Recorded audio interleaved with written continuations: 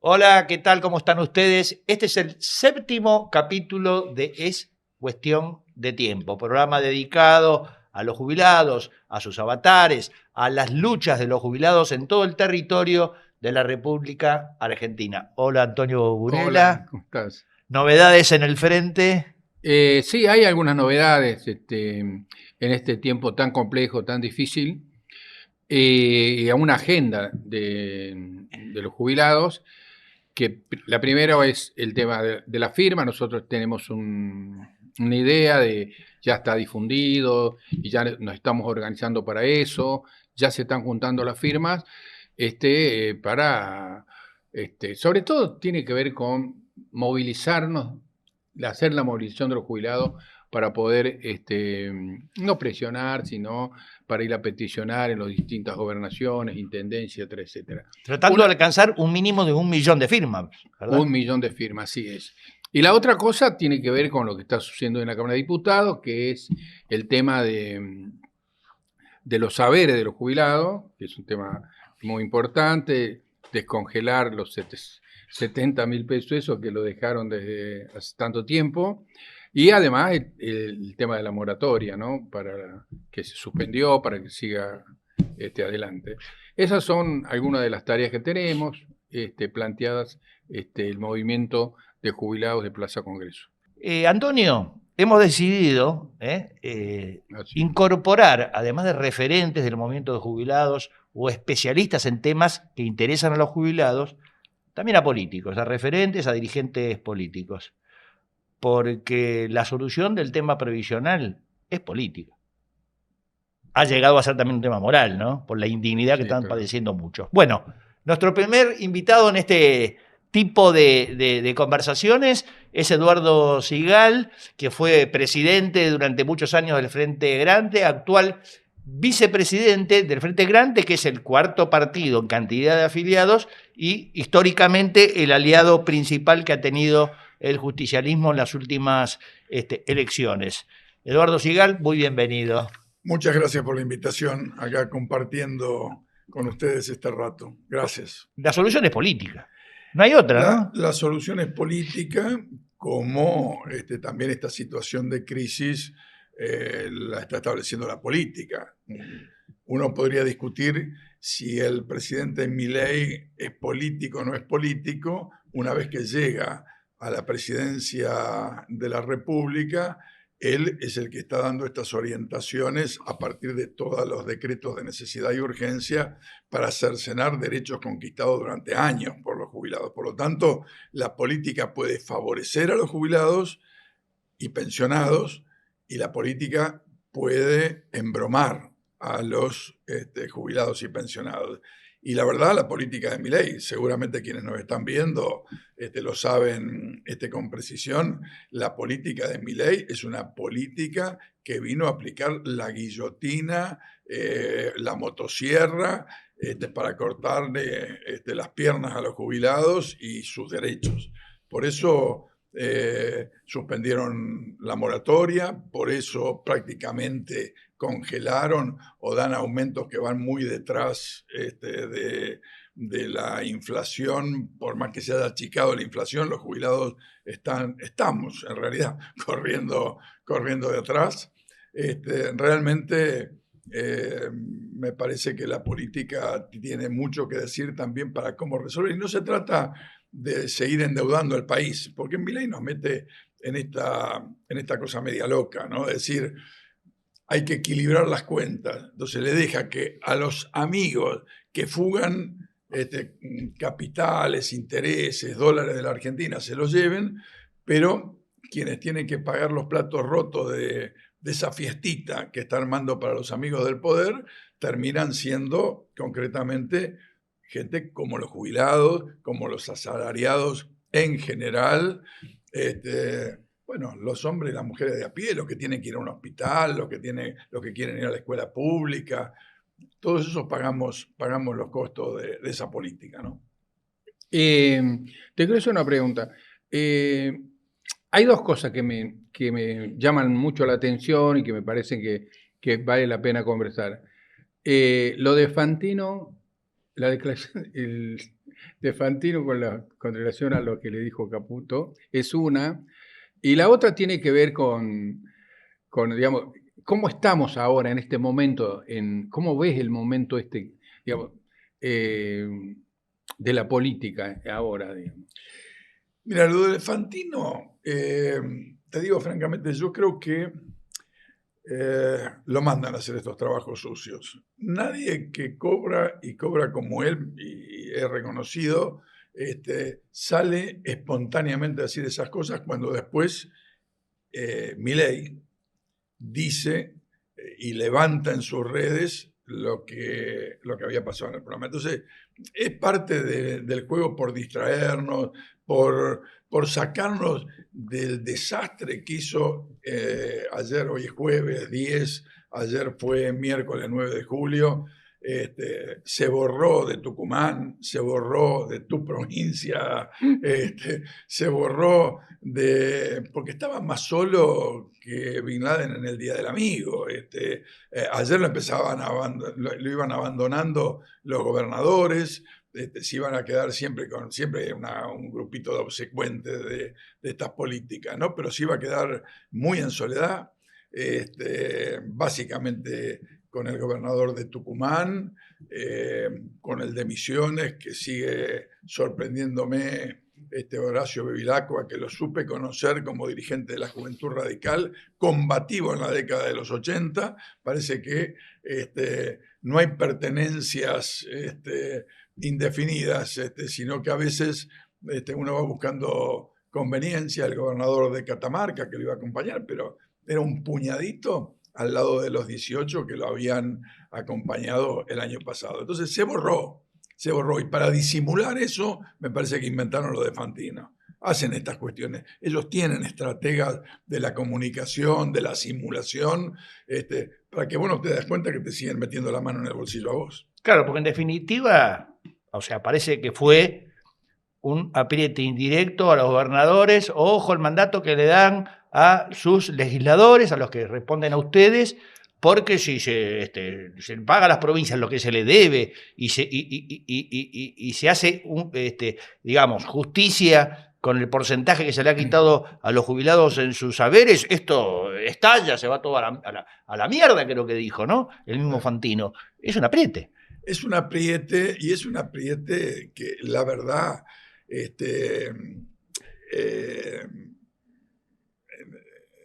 en un momento que estamos transitando donde algunos tímidamente empiezan a levantar su voz. Digo, no estoy hablando de los sectores populares, estoy hablando de los gobernadores. Algunos tibiamente empiezan a resistir esta política de la cual acompañaron durante 1 año y medio. No es que estamos hablando de gente que estuvo enfrentada a esta política. Es gente que acompañaba esta política, que le permitió los decretos de necesidad y urgencia, que le permitió a Milei y su gobierno producir estos recortes, y ahora se dan cuenta que también les está llegando a ellos, les dificulta la capacidad de gobernar en las provincias, no pueden dar respuesta a los problemas y aparte están destruyendo el Estado. No, además ha pasado mucha agua bajo el puente, porque uno podría comprender, bueno, los gobernadores que se suponían opositores dicen, bueno, lo votó el 52% en la segunda vuelta, yo si un día soy gobierno también quiero que me den el changüí, aunque no estén de acuerdo los diputados de la oposición, vamos a ver, prometieron cosas, pero ya pasó demasiada agua bajo el puente, ¿no? Sí, pero sabes, la verdad no comparto lo que opinás. No, yo no estoy justificando, estoy diciendo lo que se sabe en los mundillos de muchas gobernaciones, yo sé, que sin ser libertarios, sí, claro, siendo más bien o progresistas, o Nacampopo, peronistas, lo que fuera, dijeron, che, no nos pongamos en contra del gobierno, veamos, le damos un changüí y después vemos. Hay mucho de esa política también. Lo que pasa es que descubrimos este año y medio que había radicales con peluca, peronistas con peluca. Entonces, me parece que lo que hay que discutir es qué es lo que se quiere para la Argentina. Si se quiere para la Argentina lo que está haciendo Milei, que se sumen a Milei.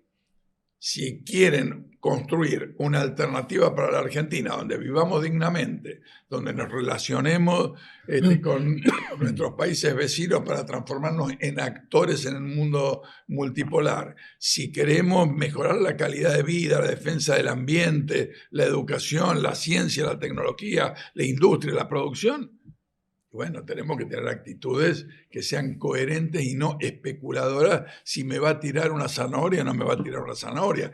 Porque ahora que le destruyeron vialidad, no van a tener rutas. Ahora que destruyen toda la política del INTA, por ejemplo, vamos a tener dificultades para la producción y para la investigación científico-tecnológica en materia de producción agrícola. Ahora que destruyen el INTI, vamos a tener problemas. Entonces, eso tarde o temprano le va llegando concretamente a los gobernadores también. Y me parece que está bueno, ojo, lo que hicieron este año y medio fue pésimo, la mayoría de ellos.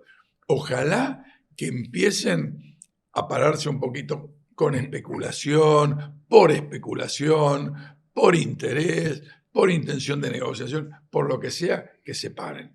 Porque la verdad, los miércoles están los jubilados en Plaza Congreso transformándose en un punto de coordinación de infinidad de luchas que hay en la Argentina. Pero no alcanza. Necesitamos que esto atraviese la política, replantee la política, reencuentre la política con la sociedad, pero eso no se hace concediéndole a Milei.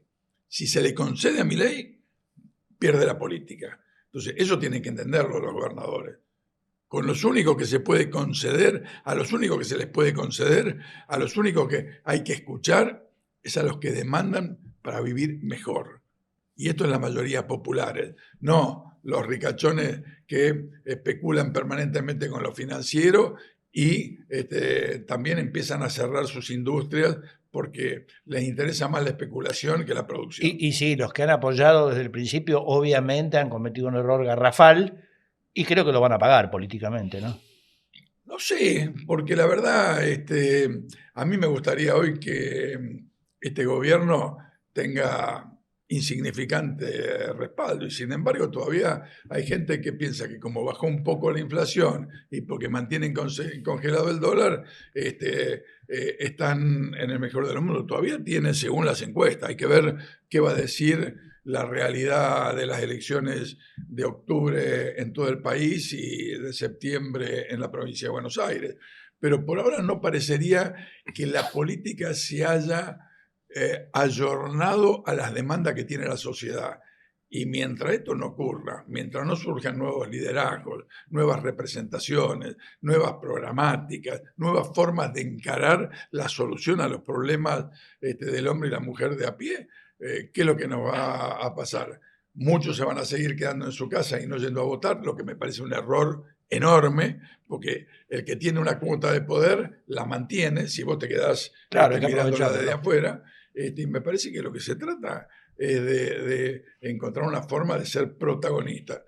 Y por lo menos todos los que son ciudadanos argentinos y pueden ir a votar, uno de los momentos de ser protagonista es el día que tienen que ir a votar. Después están los 365 días del año donde vos tenés que ser protagonista con tu familia, con tus vecinos, con tus compañeros de laburo, con tus compañeros de estudio. Ahí necesitamos construir un sistema, reconstruir un sistema de participación y protagonismo popular, porque si no, la tendencia de los que llegan al gobierno es a conciliar con los factores de poder y no transformar la realidad. Antonio. No, yo le quería hacer un par de preguntas que están asociadas. Creo que no te respondí de las que me dijiste. Sí, hay una, sí, pero no importa. Ahora, de alguna manera la contestás, digamos, yo creo que, digamos, surgen muchas voces ahora y eso implica de que hay una nueva realidad del otro lado de la vereda, digamos. Hay como construyéndose otra vereda. Y eso, va a haber un debate seguramente político. En el contexto de todo esto que vos decís, dos preguntas. Una, ¿vos qué pensás que habría que hacer en términos políticos, digamos, de política exterior, de política económica, algunas cuestiones mínimas? Y la segunda pregunta que te quería hacer, que que supongo que va a tener tiene una dimensión política muy importante, que es la unidad del peronismo y sus aliados, lo que llaman el campo nacional y popular. Empiezo por esta última. Mira, te diría así, hoy la unidad del peronismo no alcanza. Es importante, pero no alcanza. Y depende quién hegemonice esa unidad del peronismo. Porque el peronismo siempre se concibió como un movimiento que supo anidar en su seno gente como Menem o gente como Kirchner. Entonces me parece que se trata de la unidad del peronismo con una visión transformadora de la Argentina, no conciliadora con los factores de poder. Tienen que heredar a Perón, no del 45, al Perón que inventemos en el 2025. Entonces tenemos que pensar cómo hacemos para que los jubilados ganen lo que les corresponde. Y entonces yo me pregunto, y de paso lo mezclo con la otra pregunta, ¿vamos a seguir mirando para otro lado cuando tenemos un 50% de los trabajadores en la Argentina en la informalidad? Porque la informalidad significa que no haya aporte al sistema previsional. Entonces después dicen que hay crisis, pero mientras tanto se hacen los distraídos cuando a vos te explotan por 2 mangos y encima no pagan las cargas sociales. El trabajo es negro. ¿Cómo es este tema? Entonces me parece que cualquier gobierno nacional, popular, de unidad del peronismo con otros sectores de la izquierda, de la centroizquierda, del progresismo, de los que quieren cambiar la realidad de la Argentina, me parece que tiene que plantearse cosas tan sencillas como esta. ¿Cómo hacemos para que los que laburan estén en blanco, tengan derechos, por supuesto tienen obligaciones, pero también están aportando solidariamente a los otros que son adultos mayores y que en algún momento tienen que cobrar lo que corresponde?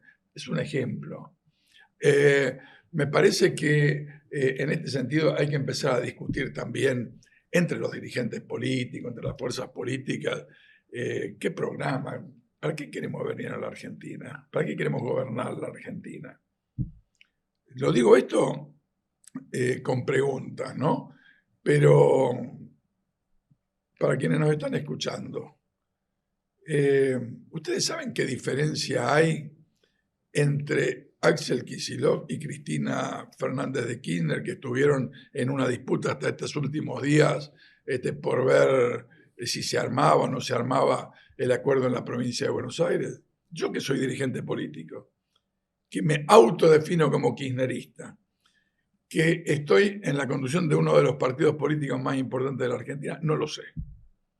Sí, no parece una disputa ideológica en realidad, ¿no? Bueno, pero ¿cuándo vamos a empezar? Puede haber algunas diferencias técnicas y creo que se conocieron, algunas metodológicas, trascendieron, claro, metodológicas, ¿no? que hubo y que creo que se veían cuando fue ministro de Economía de Cristina Axel, ¿no?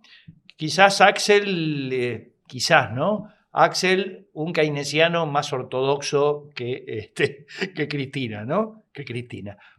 Pero bueno, la disputa de poder, vos, digamos, desde muy joven te dedicaste a la política, ¿no? Sí. La disputa de poder y de espacios a veces pasa por arriba de las diferencias ideológicas, sí, porque a veces no las hay. Sí, pero eso es lo que nos hace divorciar la política de las mayorías populares, de la sociedad. Yo digo, alguien se está preguntando, yo me lo pregunto todos los días, ¿cómo puede ser que el 45-50% de los argentinos no vaya a votar? Cuando es tu arma, ¿entendés? ¿Qué está pasando? Hermano, si no nos empezamos a mirar a nosotros en el divorcio que hay entre la forma de hacer política y la demanda que tiene el hombre y la mujer de a pie en la Argentina, nunca vamos a resolver esto. Entonces, yo por eso iba a este jueguito, claro, que no me atreví nunca, lo digo con ustedes acá, ni siquiera... No se va a enterar nadie, no se entera nadie. No, Pero les digo, con algunos compañeros yo lo hablo, ¿cuál es la diferencia metodológica? Bueno, es fácil de resolver. Sí, seguro son cuestiones técnicas que con debate abierto, sincero y buena voluntad se resuelven. Ahora, ¿cómo se resolvió ahora? Pero yo lo que no tengo claro es que si ganásemos las elecciones ahora o en el 27, ¿qué haríamos? ¿Cuál es la diferencia? Tan grave es el asunto. No, pero lo que pasa es que hay temas que no es que la situación argentina es grave y entonces requiere mucha decisión. Entonces, hay diferencia entre lo que plantea Cristina y Axel con relación a la integración regional y cómo insertarnos en este mundo. Yo creo que no. Bueno, vos sos un experto del no. 2003 al 2011, creo Sí. que eras el responsable en la Argentina de todo lo que tenía que ver con el comercio, con la integración americana y el Mercosur, ¿no? Sí, Muchos dicen que, bueno, que fuiste junto con Labaña padre, el argentino que más aportó, ¿no es cierto?, para que esto se desarrollara, inclusive con una visión de integrar también en el debate, en la discusión, a los sectores productivos y a la sociedad civil en general. Es decir, has tenido siempre una mirada horizontal, ¿no?, sobre las políticas del Estado, o sea, más dedicado a la gobernanza que a la gobernabilidad, porque yo creo que hoy es esto, ¿no? Sí, totalmente. Y sobre todo por esto que lo dije al pasar, y te lo vuelvo a insistir ahora que mencionas lo de la Cancillería, yo creo que no se puede transformar la realidad sin la participación activa de la sociedad, sin el protagonismo popular. Entonces, armamos un consejo consultivo de la sociedad civil, donde llegaron a participar 1.300 organizaciones en la Cancillería. ¿Y de qué nos servía?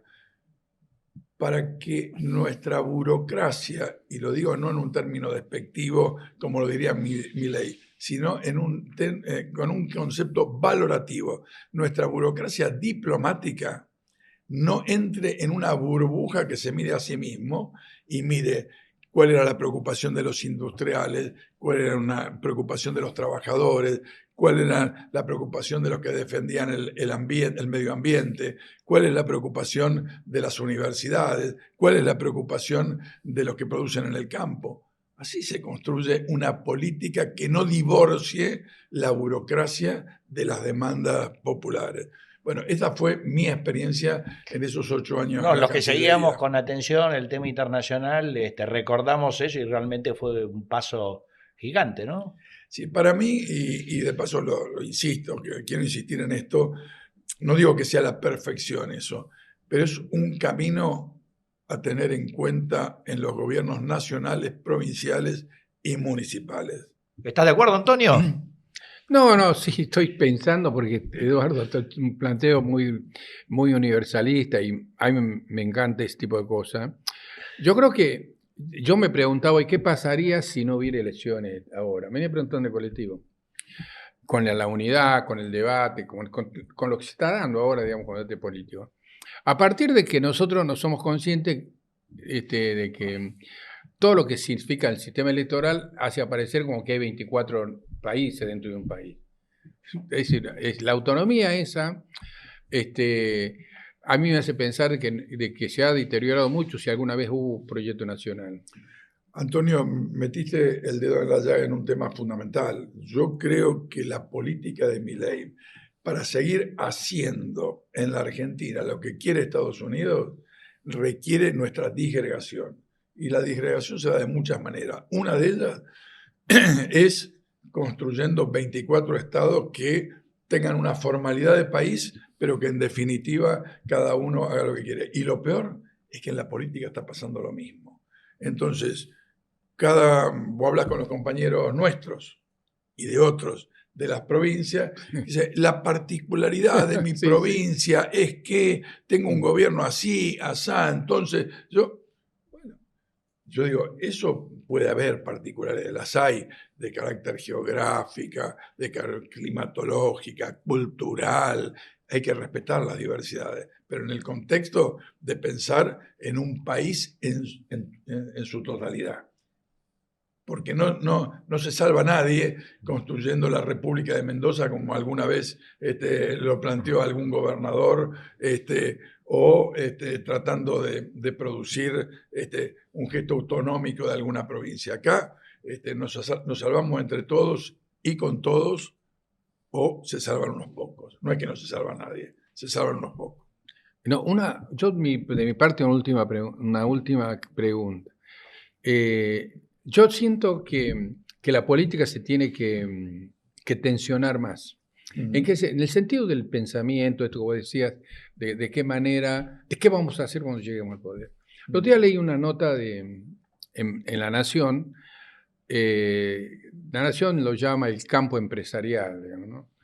Y ellos están en contra de algunas políticas macroeconómicas que no cierran con relación al consumo, y bueno, y eso genera problemas en la producción y la ocupación, etc.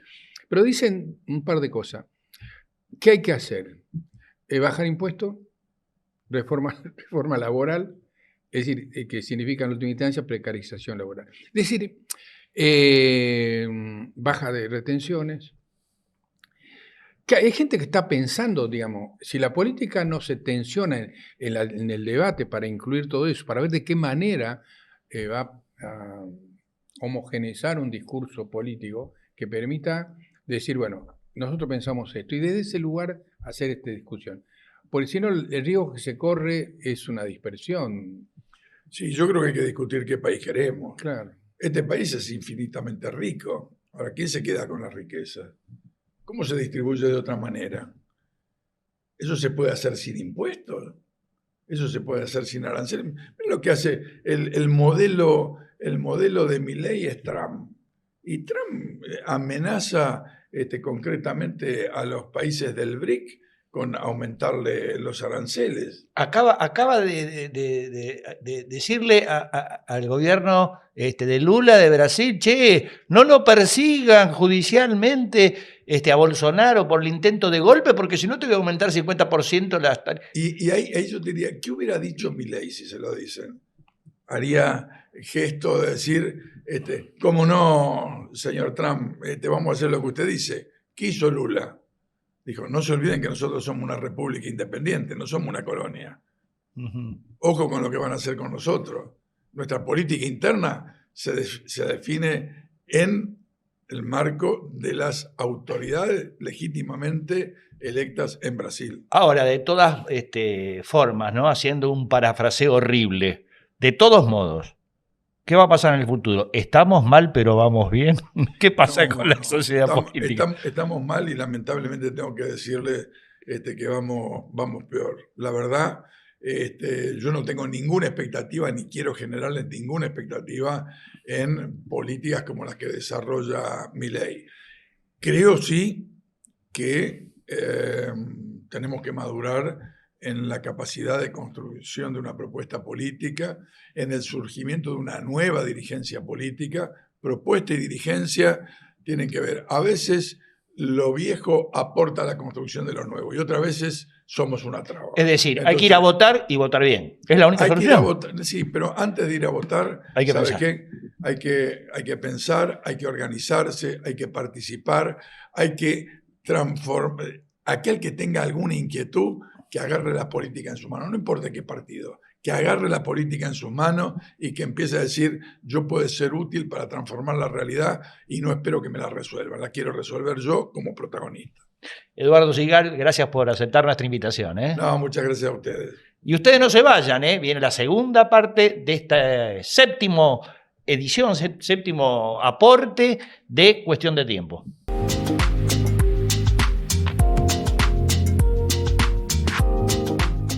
Seguimos aquí, séptima edición de Es Cuestión de Tiempo, segunda parte, en la que, como invitada, tenemos a Nora Viallo, que es miembro del Plenario de Trabajadores Jubilados y afiliada y militante del Partido Obrero. Bienvenida, Nora, muchas gracias. No, gracias a ustedes. Otra de las referentes que todos los miércoles va al Congreso de la Nación para reclamar lo que es justo y también con un sinnúmero de actividades políticas para reforzar la lucha de los jubilados, ¿verdad? Claro, nosotros, ya que presentaste el programa, voy a empezar polemizando. Nosotros consideramos que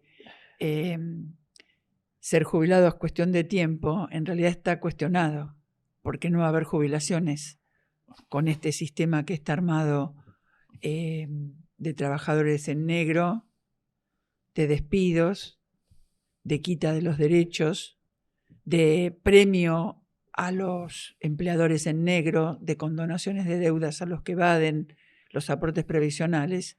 O sea que nosotros entendemos que, por un lado, estamos defendiendo los saberes jubilatorios para que se aumenten, para que nos devuelvan los medicamentos, para que podamos dirigir el PAMI, que debería ser una entidad dirigida por jubilados y trabajadores y no intervenida hace 45 años por todos los gobiernos.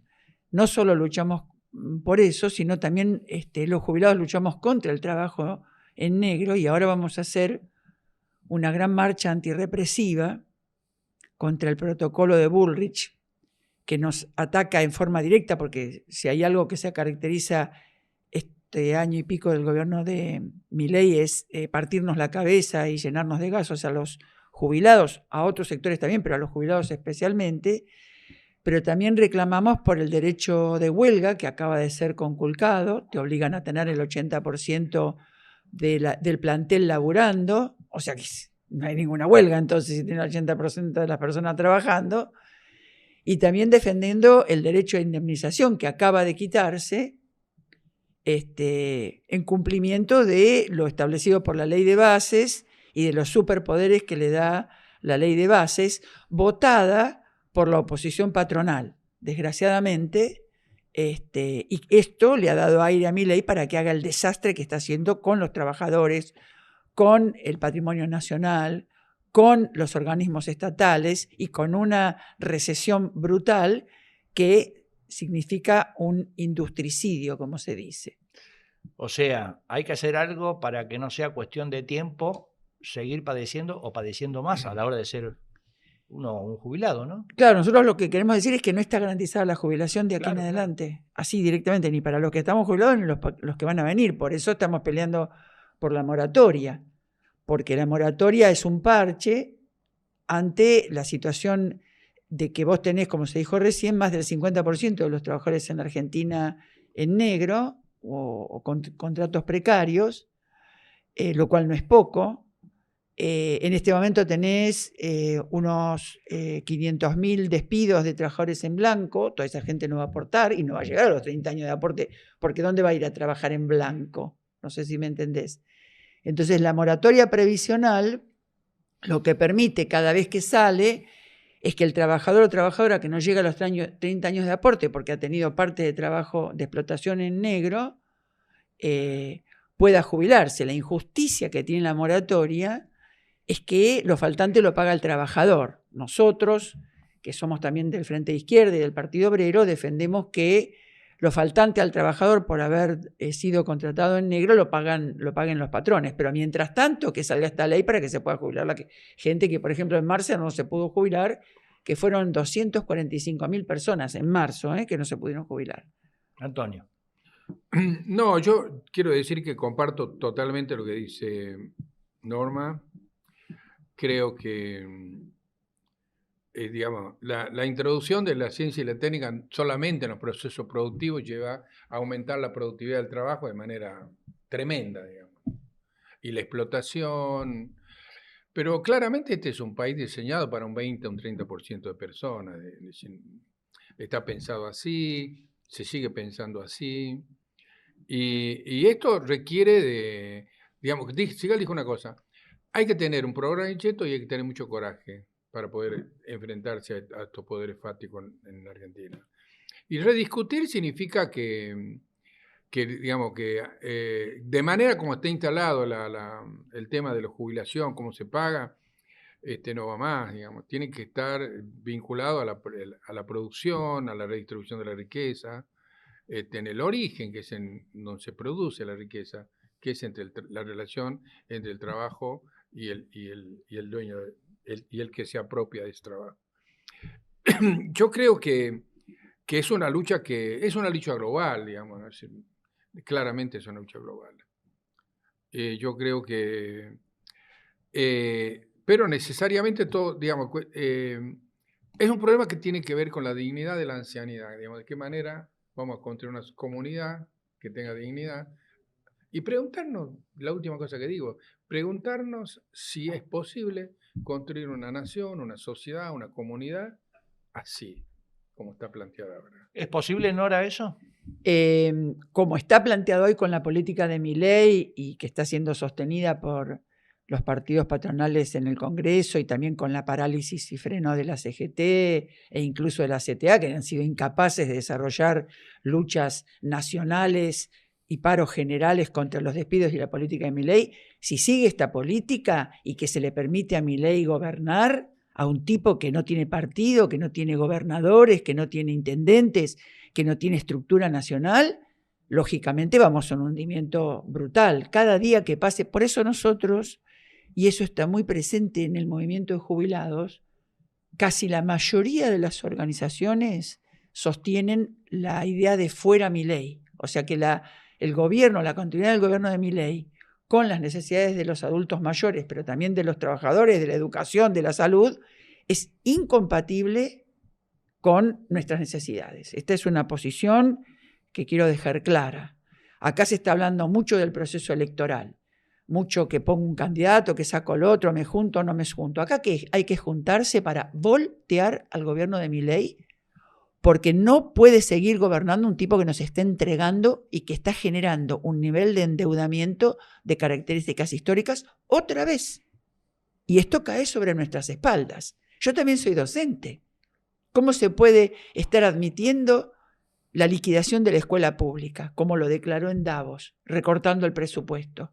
¿Cómo se puede permitir la liquidación de la salud pública? Y hoy tenés el conflicto del Garrahan, que es un conflicto emblemático, porque están luchando por sueldo, porque si no tienen el sueldo que corresponde, los grandes profesionales no pueden seguir laborando, porque con ese sueldo que ganan tienen que ir a trabajar a otros lugares. Y por lo tanto la excelencia de su trabajo en algo tan delicado como es la atención de niños enfermos no se garantiza.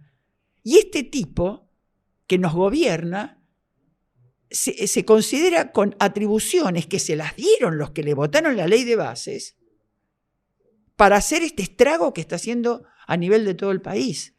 Ahora, es complicado, ¿no? Porque, digamos, la forma institucional de voltear a un presidente es a través del juicio político. Necesitas 2/3 en la Cámara de Diputados, 2/3 en la Cámara de Senadores, una Cámara es la acusadora, la otra Cámara es la que resuelve la situación y, digamos, es un número difícil, pero está visto claramente que está perdiendo muchos votos tanto en diputados como en senadores, es decir, algunos que fueron aliados eventuales o no muy convencidos con lo que iba a hacer Milei, pero bueno, vamos a jorobar el peronismo, porque si no van a hacer ellos negocio político y van a salir como salvadores, es decir, muchos dicen, ¿qué va a pasar? ¿No? ¿Qué va a pasar con el gobierno? Hablo desde el punto de vista institucional, ¿no? Mira, si fuera, digamos, avanzar para destituirlo a través del juicio político, como vos señalás, o de las formas institucionales, ¿no es cierto? Yo creo que sobran razones, ¿te das cuenta? Por ejemplo... Pero faltan voluntades. Claro, lo de Libra. Lo de Libra terminaron haciendo un acuerdo entre los peronistas, la Libertad Avanza y compañía, para que no se hiciera una investigación y la presidencia de la comisión se le dio a Libertad Avanza, no sé si me entendés. Es una cosa absolutamente... Pero te hablo de Libra como te hablo de meterle la mano a los fondos jubilatorios o no girarle los fondos provinciales a las provincias. Es decir, todo es ilegal, todo es ilegal. Darle el control de las vías navegables a las empresas internacionales es entregar la soberanía, entregar el INTA. Yo vivo en Hurlingham, o sea que soy, digamos, vivo en la zona del INTA.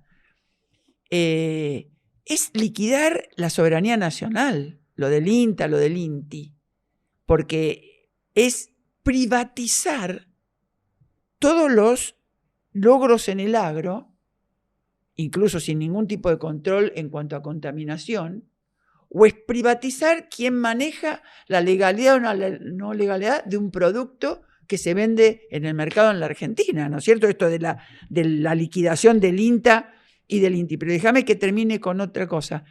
¿Quién va a controlar la venta de las hectáreas y hectáreas que tiene el INTA? ¿Vos sabés que cambiaron el directorio y ahora es del gobierno?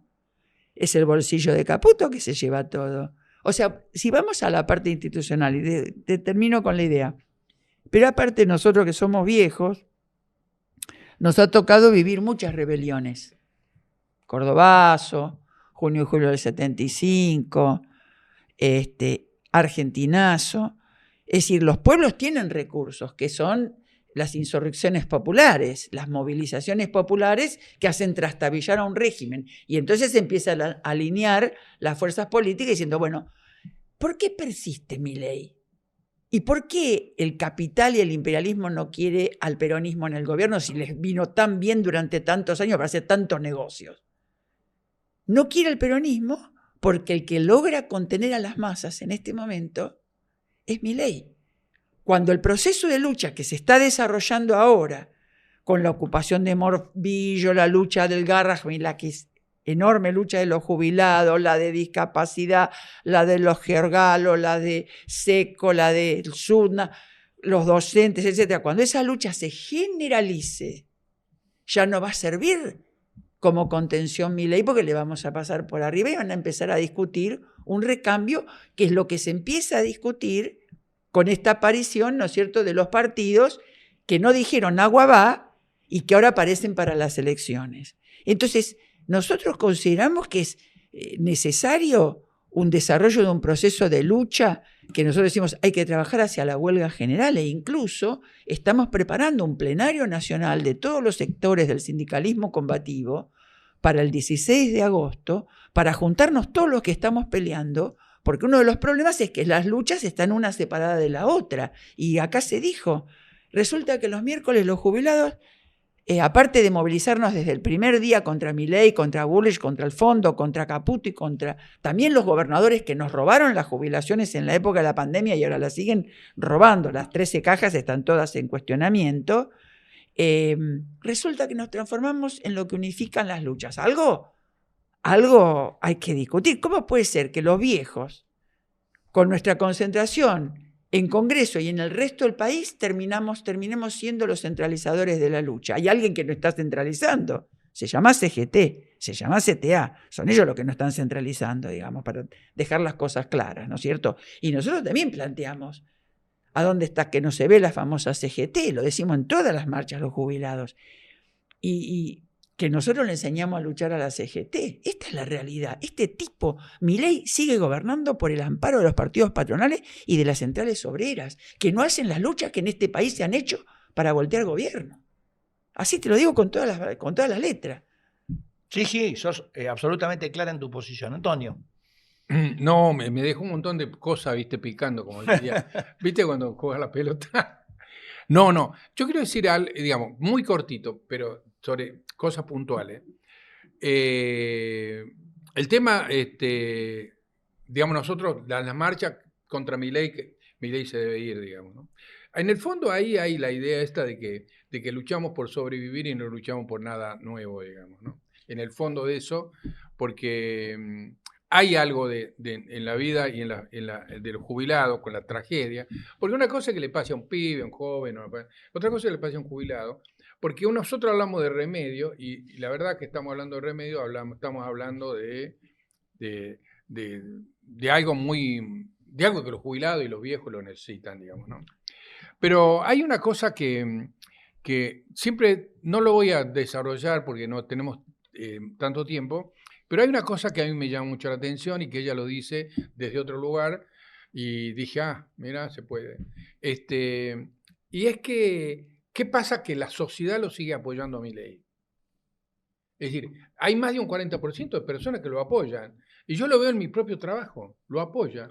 Es decir, que se ha contenido. Claro, él puede hacer hoy lo que hace porque tiene un consenso, han logrado un consenso muy grande. Es decir, nos aporrean, digamos, antes daban golpe de Estado, ahora lo hacen con consenso, digamos. Yo eso siempre me pensé de que esto de la CGT y la política, ya lo escribí inclusive, si le estamos pidiendo a la CGT y a la política un lugar, es porque lo justo no está, digamos, ¿no? ¿Qué es, digamos, no? Y no se trata, digamos, de inventar nada, ¿no? Porque, y la otra cosa es el tema de que cómo una vez me preguntaron a una amiga que me dice una periodista, ¿no? me dice, che, antes los jóvenes eran solidarios y peleaban los jóvenes, y ahora pelean los viejos. Y yo le digo, somos los mismos. Entonces, yo pienso, digamos, el movimiento jubilado se convirtió en un santuario. Yo me lo imagino un santuario, ¿viste? Donde los movimientos de derechos humanos, los curas, lo que se está articulando alrededor de eso, de distintos gremios que están luchando y peleando, y van ahí los de la cultura, los del Garrahan. Es un santuario que tiene una ¿viste? Bueno, como la irradia, más allá de esto con la metafísica, más allá de Plaza Congreso, hay algo más, digamos. Entonces, y yo creo que estamos en un momento de eso, de articulación de eso, y eso les preocupa mucho, y eso ha hecho surgir voces, porque dejamos de estar en la soledad, pero no solamente eso. Yo creo que lo que más está preocupando al poder ahora es que hay una articulación, empieza a haber como diría, una articulación objetiva, digamos, independientemente de nuestra voluntad. Es decir, como que nosotros hicimos los jubilados, digamos, pero no había voluntad afuera para articularla, y se están articulando. Sí. ¿Es así, Nora? Sí, por eso decía, acá hay un fenómeno, bueno, en Argentina con su clase obrera es muy determinante a nivel mundial, ¿no es cierto? Siempre nos miran, a veces nosotros no nos valoramos como trabajadores y luchadores en lo que realmente incidimos a nivel internacional. El mundo mira que en la Argentina sigue habiendo luchas a pesar de haber un gobierno que toma medidas fascistas. Eso lo discuten en muchos lugares del mundo. Cómo tenemos las agallas para enfrentarlo, y lo venimos haciendo desde que subió todo un sector de agrupaciones, el movimiento piquetero, los jubilados, los estudiantes y la educación. Bueno, y ahora están entrando los obreros, como él dice, y este fenómeno de los jubilados, que desde el principio ayudamos a que se entienda a qué apuntaba la motosierra de Milei, porque creo que tenemos esa virtud, y le abrimos la conciencia a un montón de gente que dice hay que luchar como un jubilado, ha producido la unidad entre la experiencia que nosotros teníamos de antes, de cuando éramos jóvenes, y esta no aceptación de que nos liquiden lo que hemos conquistado y lo que conquistamos para los demás, ¿no es cierto? Y esto nos dio una fuerza que transformó el movimiento en movimiento nacional y en un punto de referencia, como decía recién Antonio, ¿no es cierto? Sí, es así, pero hay responsables de que esto termine siendo efectivamente una insurrección popular, que son la CGT y la CTA. Para nosotros es irreemplazable una cosa con la otra. No sé si podemos matarnos. Sí, lo que pasa es que, a ver, hay que ponerse también en la mentalidad, porque muchos, a ver, pueden decir, y no, la CGT o la CTA son traidores, están con el gobierno. Yo fui sindicalista durante muchos años en el gremio de prensa, me he especializado durante 4 o 5 años en periodismo gremial, y en general en la cabeza de los dirigentes, ¿no?, de los referentes sindicales está, che, si hacemos un paro, ¿qué éxito vamos a tener? ¿El 80-90% de la gente lo va a acatar?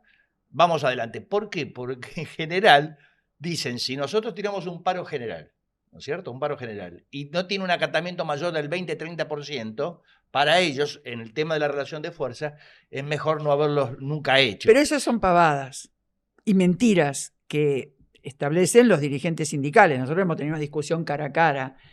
Mira, es concreto. Yo soy docente de la provincia de Buenos Aires, sí, ¿no es cierto? Y nosotros tenemos la multicolor en la provincia de Buenos Aires. ¿Sabés cómo resuelve los paros la multicolor? Con plenario de delegados y con asambleas de la multicolor en los distritos. Y hacemos paros porque No, está bien, SUTEBA pero eso no, y está FEB bien, pero y esos son, compañía no quieren lógico, parar pero esos son y plantean que Kicillof tiene un escudo, ¿no es cierto? Y que no hay que movilizarse contra Kicillof. Sin embargo, los docentes están hechos pelota, ¿no es cierto? No alcanzan los sueldos, las escuelas se caen a pedazos y encima no se cubren los cargos. Bueno, tenemos todo tipo de problemas. Por lo tanto, hay que salir a luchar, que es lo A que ver, conocemos. lo que se está viendo en general, que es cierto que no se ve una respuesta, una oposición grande a nivel de las grandes centrales, sindicales, Claro. pero sí se ve focalizado en algunos gremios. Exactamente, que ¿No es dirigimos cierto? los Ahora, combativos. siempre fue así, siempre fue así, siempre fue así. Voy a decir Pero- que era mentira, siempre fue así, y en general, perdóname que insista, cuando ellos evalúan, a ver, yo no tengo dudas que la mayoría de los dirigentes sindicales, de todos los sindicatos, si dicen, che, hacemos un paro, ¿qué acatamiento tenemos? 90% y se va Milei y vamos a terminar con esto. ¿Vos te crees que no lo van a hacer? No, lo que yo digo que es mentira. O sea, ellos miden mucho la composición. Y te voy a decir algo. Pero no la Yo miden. recuerdo a uno de los máximos dirigentes históricos del ATE, ¿no es cierto? La Asociación de Trabajadores del Estado, que decía, el 51% de nuestros afiliados, calculamos, lo votaron a Milei en segunda vuelta. Sí, eso lo hemos comprobado en las fábricas también. Eso Entonces, sí. ellos dicen, yo lo que quiero preservar, porque ellos, aunque se dedican a la política y tienen afiliaciones, son dirigentes gremiales. Y dicen, yo voy a tirar un paro general donde se fractura el gremio, porque todavía tengo muchos afiliados que están a favor del gobierno, Pero tienen esperanza en el gobierno. ¿Entendés lo que Vos te no digo? me entendiste. Hay un método, que es el método de la clase obrera, que es la asamblea, es el plenario de delegados con mandato, es discutir lo que quieren los trabajadores. No sé si me entendés. No, está bien. ¿Qué es pero lo que capaz no se hace? Está bien, es A cierto mí no eso. me van a hablar, perdóname, a mí no me van a hablar y no lo voy a aceptar de que la clase obrera en la Argentina no da. La clase obrera se equivocó y votó a Milei porque vio que el peronismo no le resolvió nada. Ahora, yo no me voy a enojar con la clase obrera. Yo le voy a dar elementos a la clase obrera para que pueda entender que nos van a hacer mierda. Entonces, como sindicato, tendría que estar haciendo como hacen los sindicatos donde estamos nosotros. No, está bien, pero todo, A ver. está bien, pero también depende del nivel de representatividad, porque vos decís, esto lo resuelven los delegados, y a veces unos delegados, y es votado como delegado en las empresas, no por cuestiones ideológicas, si es peronista, si es de izquierda, si es radical, lo que fuera, sino porque es buen delegado. Entonces, capaz de decir, si vamos a hacer un paro o no, por ejemplo, el método quizás más democrático sería un referéndum, es decir, donde todos los afiliados Pero no dispongan. Preguntaron a la gente si quiere Claro, parar o yo no. estaba diciendo, No le preguntaron a la gente. Yo, por ejemplo, yo fui delegado hasta hace poco, el de ATE, ¿no? Y yo, digamos, cuando yo... Pero no lo votaste a Milei. No, yo, digamos, le dije, miren, no vamos a juntar porque tenemos que ver tal cosa. Y la gente viene y se junta. Por ahí algunos dicen, no, déjate hinchar la pelota, ¿no? Pero se conversa. Y los tipos tienen claro, cualquiera, el más cabeza de tacho tiene claro de que le interés individual incluso de ellos. Yo quiero decir una cosa. Mira, yo tengo 78 años, milito a 60. Y entonces, siempre a veces me pongo a pensar, digo, ¿cómo fue, digamos? Viste, hace un recorrido de la historia. Y uno dice, el pueblo argentino aguanta hasta que no aguanta más y se pudre todo. Así ha pasado siempre en la Y historia. en general es así. Es así. Es decir, pasó con el cordobazo. Se vino a Onganía que pensaba que se quedaba 100 años, eso. Perón le dijo, hay que decir, ya te aclare, porque era una oleada terrible la que se venía encima. Y de pronto, un peronista como Atilio López, que no sé qué era, Tosco, y Salamanca, y Flores, y no sé quién más, arman cosas, Canelle, empiezan a decir, che, pero mira, hay un quilombo. Se arma un quilombo tan grande en la Argentina que empiezan a tener contradicción y empiezan a andar. Yo creo que yo tengo cierta nostalgia de eso, digamos, ¿no? La nostalgia basada en cosas de una identidad que tiene el pueblo argentino. El pueblo argentino es... A veces, ayer hablaba con dos compañeros sin nada que ver con la política, estábamos ahí, me dice, Bure, me dice, ¿cuándo se va este? Y vos la votaste cabeza de tacho, aguántatela, le digo. No se la tiene que aguantar, tiene que salir a luchar. Pero estamos trabajando. Pero estamos ¿sabés en qué? el trabajo. El problema no es que se lo tiene que aguantar lo que lo votaron. Voy a decir, bueno, Claro. no lo votaste. El tema es que los que no lo votamos no tenemos que aguantar. Pero- Ahí está el egoísmo. No, le digo, porque vieron el programa, algunos, ya lo ven, viste, están ahí, Bure, viste el programa. Entonces, los compañeros de trabajo. Entonces le digo, mira, me llama una compañera, me dice, ayer a la mañana me llama una compañera y me dice, Bure, me dice, ¿sabes cuándo se va este? Me dice. Vení, le vamos a poner fecha juntos. No, pero yo, ¿saben cómo? Yo ahí, todo el mundo sabe quién soy. Bueno, mira, para el próximo programa vamos a contratar a alguien que tire cartas de tarot. Entonces te las va tirando y ahí vas a responder cuándo se va, cuándo no se va el gobierno. Lo que sí sabemos es que se vaya o no se vaya, tenga un juicio político o no, termine complicada su alianza en la cual se sustenta o no, la situación es complicada, la economía. Es decir, a ver, lo que dijo Fantino me parece que es cierto, se va a complicar mucho. No, pero esto nos destruye. Claro. Vamos a recibir un país devastado. Sí, Y sí. si este sigue más devastado. Sí, pero está. bueno, como venimos diciendo, hay anticuerpos, Claro. ¿no? En la sociedad, en la política, en los Sí, sindicatos. lo Nora, nos gustaría que las últimas palabras sean tuyas, así que tus últimos 30 segundos para hablar a Bueno. la gente. Mira, en primer lugar, nosotros ahora estamos concentrados en el Congreso, junto con los discapacitados, por el tema de las leyes que están en debate, preparándonos para que se ganen esas leyes, aunque son mínimas, pero que se gane, porque los 20.000 pesos que nos darían de aumento son nuestros. Claro. No queremos que... y la moratoria es lo que dije antes, y nos tenemos que preparar contra el veto. Y ahí también vamos a exigir. Y ahí se necesitan 2 tercios. Bueno, Que, ojo, pero no- son alcanzables, ¿eh? Sí, por supuesto, Ojo, son en esta alcanzables. crisis política que está viviendo el gobierno y Son en la alcanzables. quiebra de Por las eso digo, alianzas, hay obvio, herramientas institucionales obvio, que pueden terminar obvio. funcionando. Y Ojo. también ganás, cuando la población, los trabajadores vean que se puede ganar algo, también te da un Claro. ánimo que es diferente, ¿no es cierto? Entonces, en ese sentido, por un lado. Ahora, el 16 es la marcha antirrepresiva que encabezamos los jubilados porque dijimos, basta con aguantar los gases y que nos abran la cabeza, basta del protocolo Bullrich en defensa del derecho de huelga y del derecho a la indemnización. Vamos a marchar de Congreso a Plaza de Mayo, estamos invitando a todos los sectores, va a ser una marcha gigantesca en Capital, pero también en el resto del país.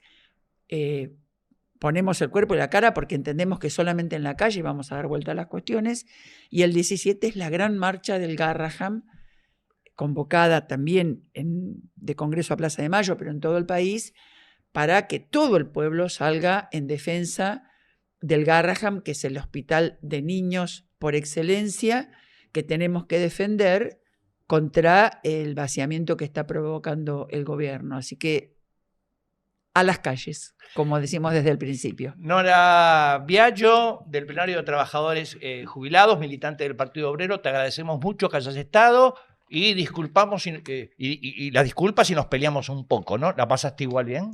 Nosotros venimos a discutir, por más que los compañeros dijeron que nos censuraran, mandaron... Adelante mío decían ahí en Congreso, censúrenla, censura.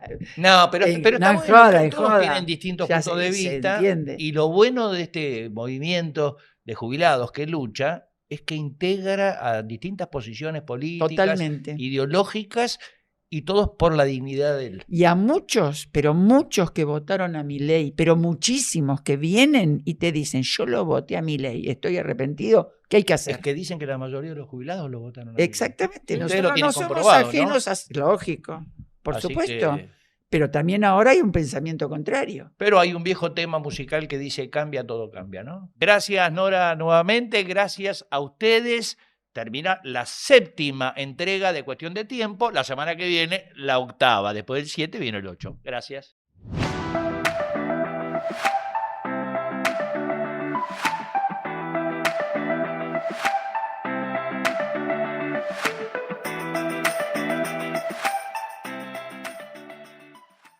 Bueno, ¿cómo están todos y todas? Aquí, bueno, desde el Puerto de la Plata, trabajando, bajando la carga de calamares, como dijimos el otro día, además de nuestros despachos de combustible, nuestro despacho de coque petróleo, arrancando con el movimiento de contenedores con la empresa One que empieza a venir, Pero bueno, en particular habíamos estado hablando el otro día del tema de la pesca, que es un tema fundamental para nuestra nación por las divisas que genera y por la explotación de un recurso natural que es muy envidiado por muchísimas naciones del mundo. Tan envidiado es que, bueno, en esta zona del Atlántico, que es una de las reservas de pescas más grandes del mundo, vienen barcos de todo el mundo, fundamentalmente España, China, digamos, a la búsqueda de especies muy preciadas, como por ejemplo la corvina negra, como por ejemplo el langostino, como por ejemplo el calamar. Esas grandes flotas de cientos de barcos que vienen de todo el mundo a pescar en esta plataforma continental argentina, lo hacen según las regulaciones de nuestro país. O sea, nuestro país regula la cantidad y el modo de especies que se pueden pescar en función de asegurar que la especie no sea depredada y subsista a lo largo del tiempo. Entonces se determinan periodos de pesca, que son los periodos en los que se puede pescar especímenes grandes que ya procrearon. Entonces queda garantizada la procreación de los pequeños para la próxima temporada. Eso hace que en la época del verano, es la época en que las embarcaciones pesqueras se orientan hacia nuestra plataforma continental a buscar el pescado. Eso lo pescan y lo van descargando en los puertos del sur de la República Argentina, básicamente en Puerto Deseado, en Puerto Madryn, en Ushuaia, digamos, de las especies que son más del frío, y obviamente las otras especies que van para el puerto de Mar del Plata, que son más del norte. Pero estas especies que son más del frío, cuando el frío empieza a crecer, digamos, empiezan a desplazarse hacia el norte en el mar. Y llega un momento en que se acabó la época de pesca porque viene la época de procreación. En esa época, esas embarcaciones buscan un refugio para descargar su última carga y quedarse a espera de la próxima temporada. Esas embarcaciones muchas de ellas, son las que eligen, gracias a nuestras condiciones en el Puerto de la Plata, ingresar por el Río de la Plata y venir hasta el Puerto de la Plata y descansar aquí. Descansar o estar preparados para hacer las reparaciones de mantenimiento anuales, etc. Y a nosotros nos conviene porque, bueno, vienen, bajan su última carga, damos un montón de trabajo, las empresas de la región tienen operaciones de mantenimiento que hacer. Bueno, todo esto relacionado con el gran recurso natural que tenemos en esta zona. Estamos hablando del tercer recurso después de la agroindustria, después de los combustibles, el tercer recurso de divisas que tiene el país, que es la pesca. Y esto, obviamente, es una de las cuestiones que está en disputa y que ya podemos profundizar, porque el hecho de que no podamos vincular nuestra zona fluvial, nuestras zonas de principal consumo del país, de principal desarrollo del país, con nuestro mar, a través de nuestro propio territorio, que tengamos que pasar por Uruguay a través del canal Punta Indio y no poder salir directo por el canal Magdalena, está vinculado también con esta cuestión geopolítica y geoeconómica y de dominio del recurso de forma soberana por nuestro país o dependiente de otras potencias. Bueno, una pequeña síntesis y ya abundaremos.